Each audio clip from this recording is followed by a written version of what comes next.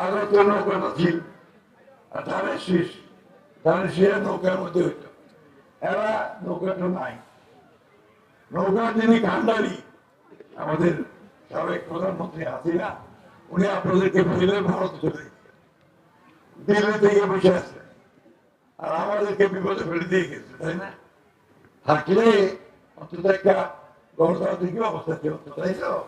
এখন আছে নতুন একটা আমার কাজটা আমাদের সামনে, আপনাদের ছেলে তার পুত্রের বিয়ে চালাইছে, তাই না? দেলোয়ার ভালো ছেলে, অল্প বয়স, একটা ভালো ছেলে।